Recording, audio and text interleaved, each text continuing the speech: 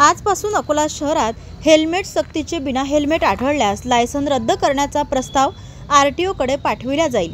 Police निरीक्षक किणगे यांचे आवाहन. अकोल्यात पुन्हा आजपासून हेल्मेट सक्ती लागू करण्यात आली आहे.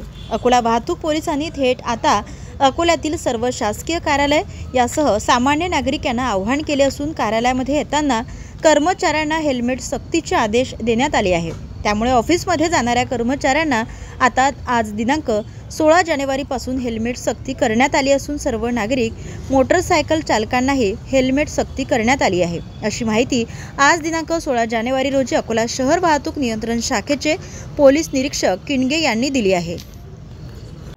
शहर वाहतूक नियंत्रण शाखा अकोला यांना माननीय पोलीस अधीक्षक श्री बच्चन सिंह साहेब यांनी दिलेल्या आदेशाप्रमाणे संपूर्ण शहरामध्ये व जिल्ह्यामध्ये दुचाकी वाहनस्वार हे हेल्मेटचा परिधान करतील, नंतरच दुचाकी वाहन चालवतील आणि त्यांनी दुचाकी वाहन चालविताना हेल्मेटचा वापर न केल्यास त्यांच्यावर मोटार वाहन कायद्याप्रमाणे कार्यवाही करण्यात येईल व त्यांचं लायसन रद्द निलंबनाकरिता आरटीओ यांच्याकडे प्रस्ताव पाठविण्यात येईल.